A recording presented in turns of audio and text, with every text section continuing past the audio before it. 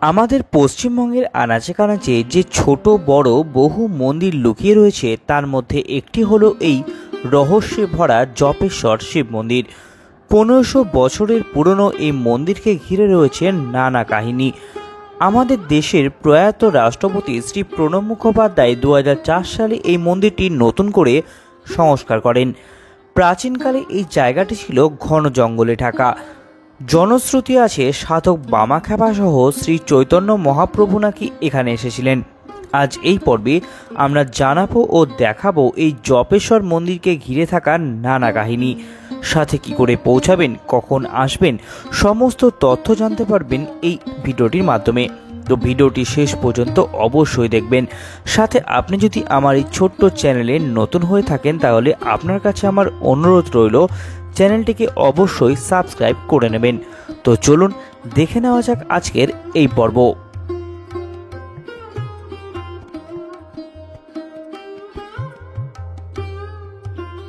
আজ আমরা চলে এসেছি বীরভূম জেলার কিন্নাহারে অবস্থিত শ্রী জপেশ্বর শিব মন্দিরে। বর্তমানে যে মন্দিরটি দেখছেন 2004 সালের আগে ছিল একদম ছোট ও জরাজীর্ণ অবস্থায় এবং পূর্বে এই জায়গা ছিল ঘন জঙ্গলে ঢাকা। 2004 সালে আমাদের দেশের প্রয়াত রাষ্ট্রপতি শ্রী প্রণব মুখোপাধ্যায় মন্দিরটি নতুন করে সংস্কার করেন। এই মন্দিরকে ঘিরে রয়েছে নানা কাহিনী।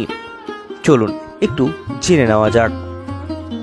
শোনা যায় একটি গাভী নাকি প্রতিদিন গোয়ালার বাড়িতে দুধ না দিয়ে ঘন জঙ্গলে এই স্থানে এসে ফাঁকা জায়গায় গাভীর বাঁট থেকে এমনিতেই দুধ বের হতো। একদিন গোয়ালা সেই গাভীর পিছু ধরেন এবং এসে দেখেন সেই গাভীটি ফাঁকা স্থানে দাঁড়িয়ে দুধ দিচ্ছে। এই দেখে গোয়ালা একটি কোদাল দিয়ে এই স্থানে খনন করেন এবং সেই সময় বাবার এই শিলামূর্তিটি প্রকাশ পায় এবং সেই খবর চারিদিকে ছড়িয়ে পড়ে। এক স্বপ্নাদেশে বাবার শিলামূর্তিটি প্রতিষ্ঠা করা হয়। মন্দিরটি প্রতিষ্ঠা করেন সাহেব রাম চক্রবর্তী। মহাদেব এখানে ভীষণই জাগ্রত।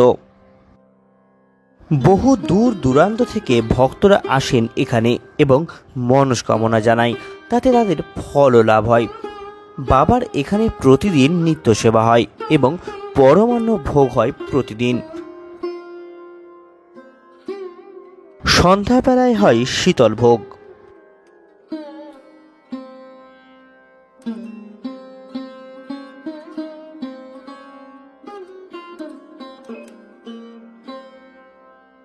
মূল মন্দিরের সামনে ঠিক এই দিকটিতে একটি জলাশয় রয়েছে। সেই জলাশয় থেকে আগে বাবার ভোগের রান্নার জল নেওয়া হতো, বর্তমানে তার হয় না। মন্দিরের পাশে রয়েছে এই একচালা বিশিষ্ট ছোট শিব মন্দিরটি, যার গায়ের টেরাকোটার নানা কাজ দেখতে পাওয়া যায়। তবে সময়ের সাথে সাথে সেই কাজগুলি অনেকটাই নষ্ট হয়ে গেছে।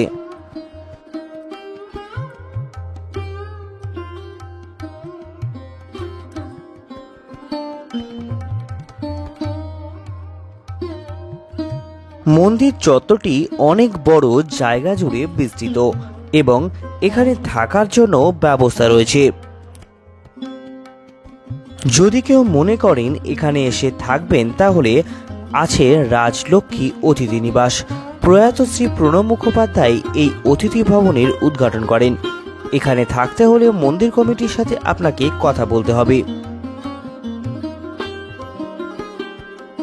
শিবরাত্রির সময় এখানে বহু দূর দূরান্ত থেকে ভক্তরা ছুটে আসেন বাবার মাথায় জল ঢালার উদ্দেশ্যে।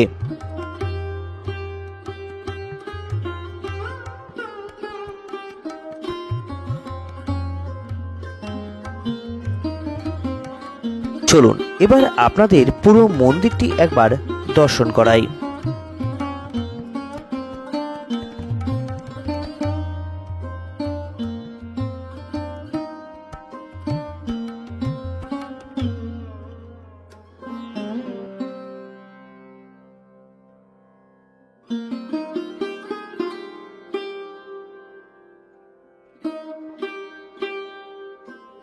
এটি হলো সেই বাবার শিলামূর্তি, যা নিজে থেকেই স্বয়ং প্রকট হয়েছিলেন।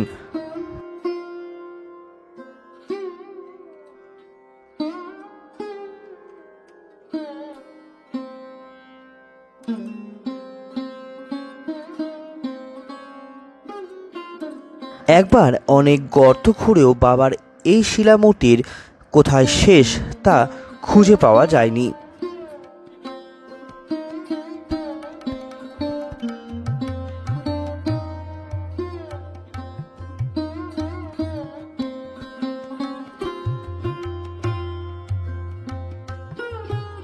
মন্দির চত্বরে এই জায়গাটিতে একটি দুর্গা মন্দির রয়েছে এবং মন্দিরের চারিদিকে রয়েছে বহু প্রাচীন বড় বড় বট এবং অশ্বত্থ গাছ।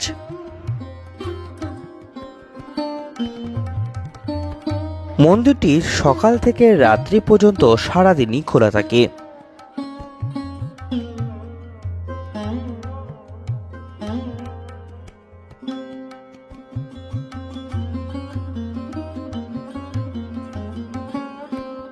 এখানে ধূপকাঠি মোমবাতি জ্বালানোর জন্য আলাদা বাইরে জায়গা করা রয়েছে।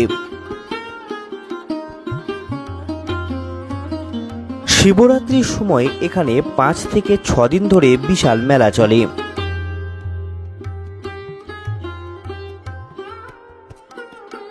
চলুন এবার দেখে নেওয়া যাক এখানে আপনি কি করে পৌঁছাবেন। যদি ট্রেনে আসেন তাহলে কাটোয়া আমোদপুর লাইনের ট্রেনে চলে আসুন কিন্নাহার স্টেশন। সেখান থেকে টোটো অথবা বাসে করে চলে আসতে পারেন এই মন্দিরে। এছাড়াও আপনি যদি বোলপুর শান্তিনিকেতন হয়ে আসেন তাহলে কিন্নাহারগামী বাসে উঠে নেমে পড়ুন কিন্নাহার বাস স্ট্যান্ডে। সেখান থেকে টোটো চলে আসতে পারেন এই মন্দির। অথবা আপনি যদি কাটোয়া হয়ে বাসে আসেন তাহলে যুবটিয়া বাস স্ট্যান্ডে নামতে হবে। যদি সিউড়ি হয়ে আসেন তাহলে কাটোয়াগামী বাসে লাভপুর কিন্নাহার হয়ে যুবটিয়া বাস স্ট্যান্ডে নামতে হবে এবং সেখান থেকে পায়ে হেঁটে চলে আসতে পারেন এই মন্দিরটিতে। ভিডিওটি কেমন লাগলো জানাবেন, সাথে অবশ্যই লাইক ও শেয়ার করবেন এবং আপনি যদি আমার এই ছোট্ট চ্যানেলে নতুন হয়ে থাকেন তাহলে অবশ্যই চ্যানেলটিকে সাবস্ক্রাইব করে নেবেন। নমস্কার, ধন্যবাদ।